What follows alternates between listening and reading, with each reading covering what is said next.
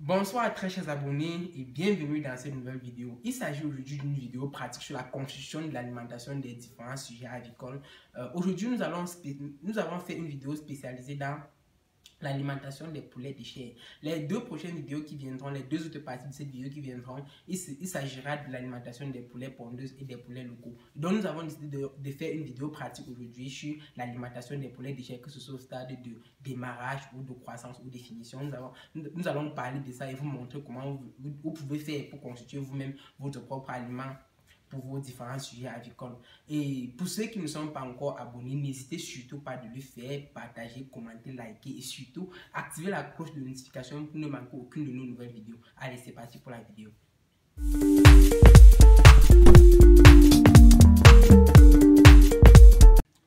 Comme j'étais donc en train de le dire avant ce générique, très chers abonnés, aujourd'hui nous allons voir de façon pratique comment est-ce que nous pouvons faire pour constituer nous-mêmes notre propre aliment pour nos différents sujets avicoles. Et il s'agit ici plus précisément de la race des poulets de chair. Donc j'ai décidé donc de faire cette vidéo aujourd'hui pour vous montrer comment est-ce que peu importe où vous êtes en Afrique, vous pouvez vous-même constituer votre propre aliment pour vos différents sujets avicoles. Il s'agit ici d'un petit échantillon que nous avons pris. Vous pouvez voir, j'ai donc décidé de faire un petit échantillon pour 50 kg de maïs, puisque l'objectif ici c'est de composer un sac de 100 kg, un sac d'aliments complet de croissance de 100 kg. Et vous pouvez voir les différents ingrédients que nous avons mis tout autour là. Et je vais vous présenter cela et vous dire dans les proportions dans lesquelles nous avons décidé de les mettre.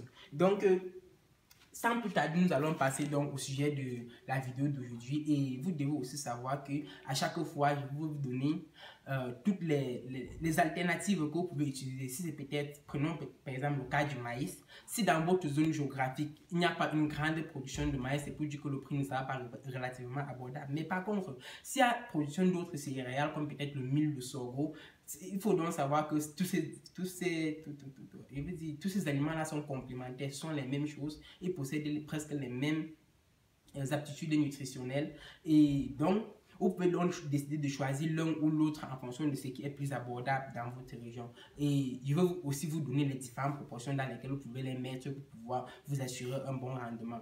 Sans plus tarder, l'élevage des poulets de chair est un élevage qui se fait en 3 étapes, c'est-à-dire l'alimentation de démarrage, l'alimentation de croissance et puis l'alimentation de finition. Et vous devez savoir que la phase de démarrage est une phase très importante car c'est à cette phase-là que tout commence, puisque c'est une phase qui n'est pas très coûteuse mais qui peut vous faire perdre vraiment des quantités énormes d'argent. Puisque rassurez-vous que si vous ne réussissez pas comme il se doit à la phase de démarrage, toutes les autres phases ne serviront à rien puisque la poule n'aura pas une croissance optimale, peu importe la quantité de nourriture que vous la donnez. Par exemple, vous devez savoir que si à la phase de démarrage, l'apport de certains acides aminés comme peut-être la lysine dans un certain type d'aliments n'est pas vraiment complet, n'est pas bon, il sera impossible. Et quand je dis ça, c'est vraiment impossible. Ce sera impossible de compléter à la fin cet acide aminé là, puisqu'ils sont des acides aminés essentiels qu'il faut dans l'organisme de la poule pour pouvoir croître efficacement à la suite. C'est-à-dire que pour pouvoir, à la fin, peu importe la quantité d'aliments que vous leur donnez, ils vont croître. Donc, vous devez déjà réussir le démarrage. Et si vous ne réussissez pas le démarrage, il se pose aussi un problème qu'il y a un certain nombre de maladies, comme la coccidiose par exemple, comme Gomboro aussi, ça arrive souvent que ces animaux-là, ces maladies-là attrapent vos différents sujets lorsque vous avez raté l'alimentation des démarrages. Et donc, sans plus tarder, pour ce qui est de notre petite expérience, de notre petite démonstration d'aujourd'hui, il s'agissait en fait, je vais d'abord vous présenter les différents éléments que nous avons ici et qui est abordable pour nous. Déjà ici, là, vous avez le maïs. Vous pouvez voir que c'est en semi-granulé. Vous pouvez voir les différentes grains. C'est assez gros pour pouvoir permettre aux différents sujets qui sont déjà à 35 jours de pouvoir manger cela. Et que ce ne soit pas trop petit pour eux et qu'ils puissent s'en sortir en mangeant cela. Et le maïs, c'est un aliment qui est très riche en énergie puisque c'est constitué à 73% d'amidon. Et qu'est-ce que l'amidon? C'est un polymère. Vous savez que c'est un polymère de 2 sucres. Et le sucre, en hydrolysant le sucre, on obtient vraiment essentiellement de l'énergie. Et donc, pour l'apport en énergie de vos différents sujets, les céréales sont essentiel pour cela. Les céréales sont optimales pour ça. Et si vous n'avez pas le maïs dans votre zone de production, vous pouvez prendre en alternative le sorgho, le mil ou toute autre céréale que vous avez, puisque les céréales sont vraiment très riches en amidon. Et en dehors du maïs, nous avons ici le soja, le tourteau de soja, puisqu'il ne s'agit pas d'un soja, il s'agit du tourteau de soja, le soja qu'on a dû extraire de l'huile à l'intérieur, puisqu'il s'agit ici d'un soja qui est très riche en protéines, puisque la grande majorité, la grande partie de l'huile qu'elle contenait, vous pouvez voir la couleur, puisque ça a une couleur un peu marron. Donc ça c'est un soja qu'on a dû extraire de l'huile de soja à l'intérieur, et du coup il ne reste plus que ce que vous voyez là, il ne reste plus que des résidus très riches en protéines.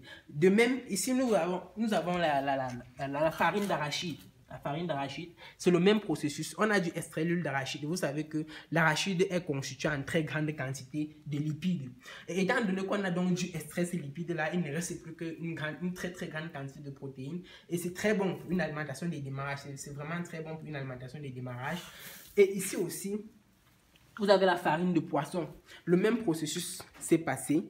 Ici, nous avons une farine riche en protéines, plus riche en protéines qu'en d'autres éléments.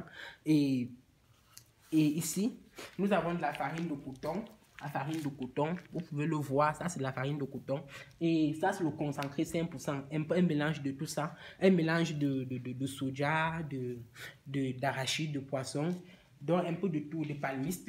Donc c'est un peu un mélange de tout. Et ici nous avons les coquilles écrasées. Les coquilles écrasées pour les permettre, ça c'est très riche en calcaire et en calcium. Et le calcium est bon pour le maintien des os, des différents sujets. Vous savez que les poulets de chair sont des poulets qui mangent excessivement, et du coup ils ont besoin de ces choses là pour pouvoir s'en sortir. Et je vous ai dit que l'objectif était un échantillon que nous avons pris pour constituer 100 kg d'aliments, et nous avons pris ici là 60 kg. Toutes les proportions ont déjà été mesurées. Ce maïs là représente 60 kg de ces 100 kg là. Ça c'est 60 kg. Et puis le soja représente 15%. 15% du sac, c'est-à-dire 15 kg de soja que nous avons mis ici. Nous avons ici 5% de la farine d'arachide, du tourteau d'arachide, 5% du tourteau de poisson, 5% du coton. Et le coton est beaucoup à cause de sa densité. Vous savez que ça ne pèse pas beaucoup, du coup 5% c'est vraiment énorme. Ça semble être énorme parce que c'est très léger. Et ici nous avons aussi 5% du concentré, 5%, parce que ça c'est un concentré d'à peu près tous ces aliments et avoir un surplus. Et ici nous avons un complément en calcaire. Et c'est ces différents